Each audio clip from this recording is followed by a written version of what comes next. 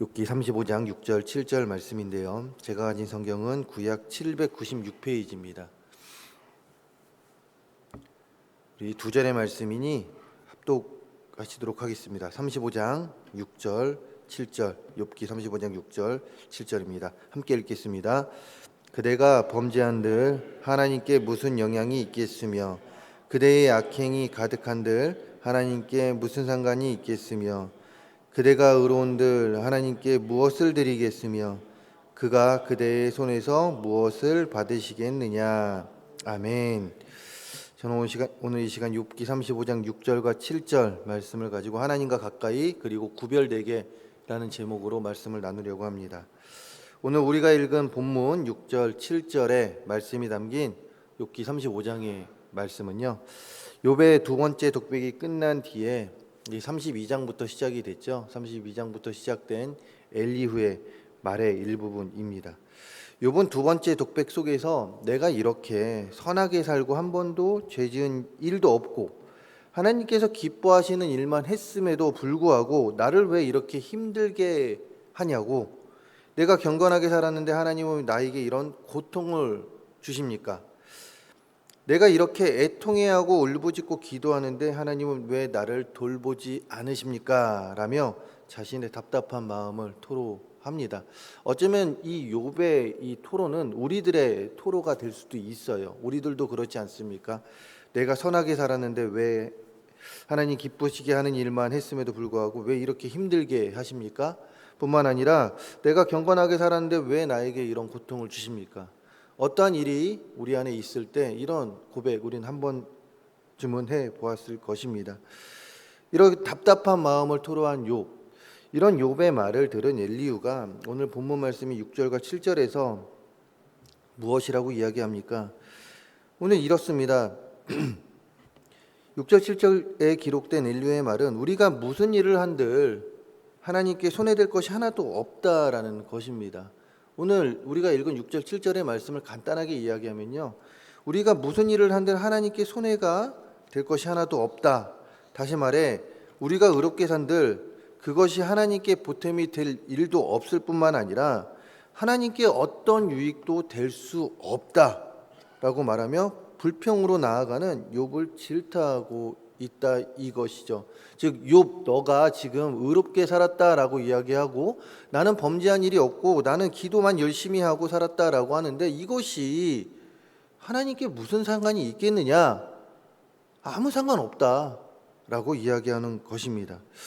그런데 생각해 볼 때 이런 엘리후의 말이 맞는 말일까요? 그렇지 않습니다. 우리가 의롭게 살 때 하나님께 어떤 유익도 없을까? 그렇지 않습니다. 성경에 기록된 많은 일화를 보게 될 때면요, 하나님께서는 자신의 택한 백성이 선한 일을 할 때 어떠했습니까? 기뻐하셨습니다. 그리고 이렇게 선한 일을 하신 이에게 복을 허락해 주셨습니다. 이에 반해 악행을 저지를 때면 하나님은 심판의 하나님이 되셔서 벌을 주시기도 할 뿐만 아니라 근심하고 슬퍼하시며 돌이키게 하시려고 노력을 했습니다. 누구를요? 바로 악행을 저지르는 하나님의 백성들을 말입니다. 그렇게 욥을 질타하고 있는 엘리후의 말은 맞는 말이 안 됩니다. 세상 사람들은 엘리후의 말이 맞다고 할지 모르겠습니다. 하지만 엘리후의 주장은 지금 분명 잘못된 것이죠. 그리고 이런 잘못된 엘리후의 주장 속에서 우리는 분명히 기억해야 할 것이 있습니다. 바로 오늘 말씀 6절 7절의 말씀 속에서 우리는 분명히 기억해야 할 것이 있으니 그것은 무엇입니까? 택함 받은 백성인 우리는 하나님과 떨어뜨려 놀래야 떨어뜨려 놓을 수 없는, 절대 떨어질 수 없는 바늘과 실과 같은 존재라는 사실입니다. 하나님은 하나님께서 택한 백성들을 보실 때에 그들이 어떤 일을 하든, 그들이 악행을 저지르든 선한 일을 저지르든 난 너희를 모른다 하실 분이 아닙니다. 택함받은 우리들의 삶을 항상 감찰하시고 우리들의 삶에 들어오셔서 우리들의 모든 일들로 인해서 기뻐하시면서도 슬퍼하시는 분이 하나님이시다 이것입니다.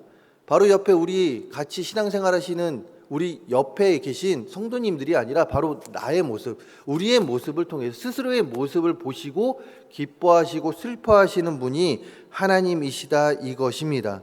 스스로의 모든 행위에 관심을 가지고 계시며 우리의 작은 신음에도 응답하시는 분이 누구시다고요? 바로 하나님, 나의 하나님이시다 이것입니다.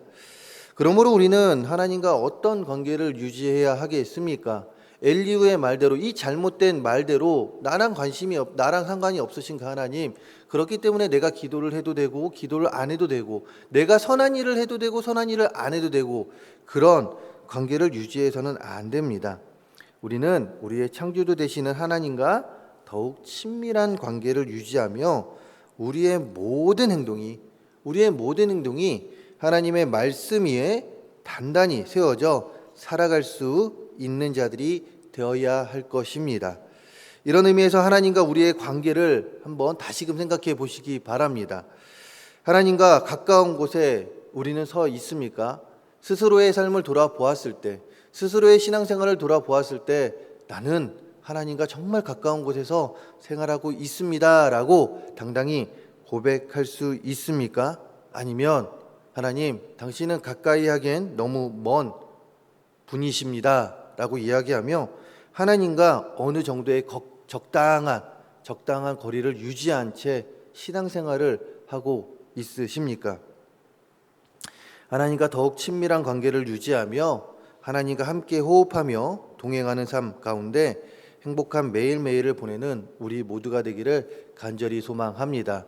가까이 하기엔 너무 먼 당신이 아닙니다. 하나님은 항상 친밀한 관계를 유지하면서 항상 우리와 함께 동행해야 하는 분임을 기억하시기 바랍니다.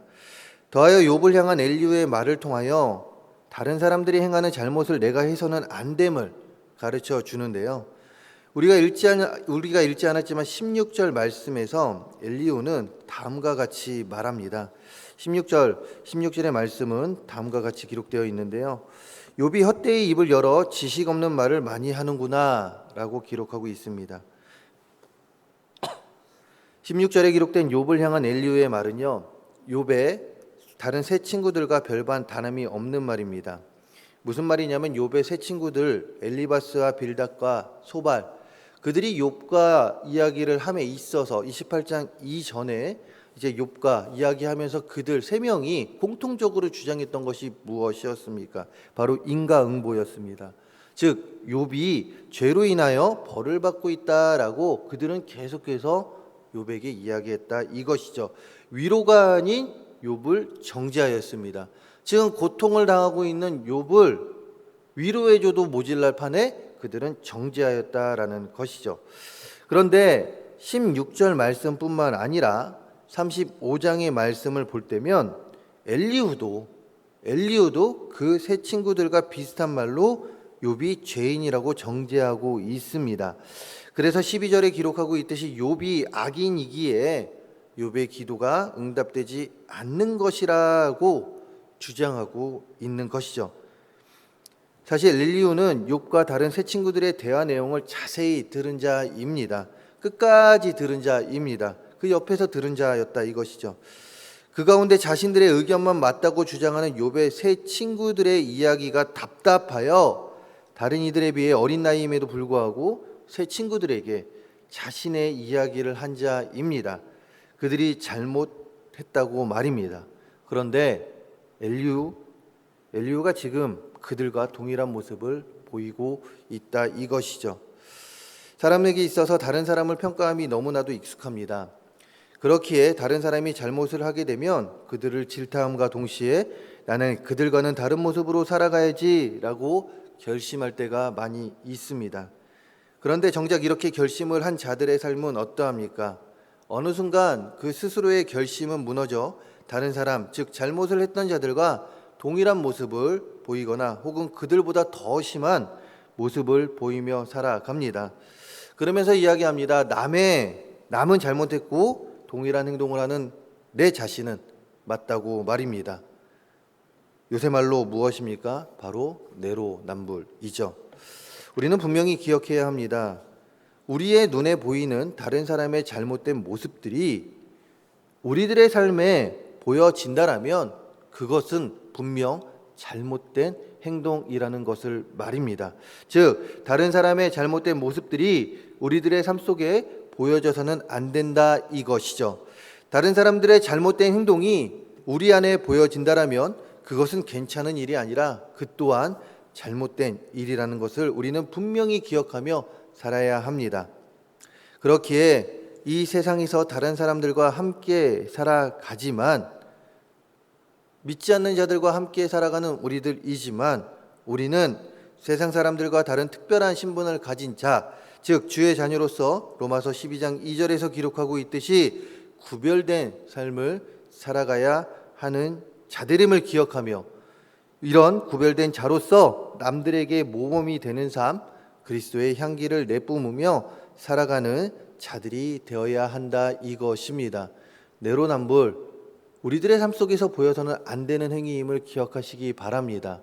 오늘 엘리후는 그것을 35장 말씀을 통하여 하나님은 엘리후를 통해 우리에게 가르쳐주고 계십니다. 우리들의 삶을 항상 돌아보시며 우리들의 삶이 구별되는 삶, 세상 사람들과 구별된 삶을 살아가며 하나님께 영광 돌리는 우리 모두가 되기를 간절히 소망합니다.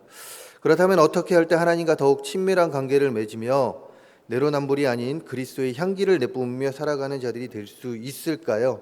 바로 말씀이라는 거울에 우리의 삶을 항상 비춰보며 살아갈 때 이것은 가능합니다. 말씀이 우리 삶에 온전히 살아 움직일 때 우리는 하나님과 더욱 친밀한 관계를 맺을 수밖에 없습니다. 말씀이 우리 삶에 있을 때에 하나님과 우리의 관계는 멀어질래야 멀어질 수밖에 없다라는 것이에요.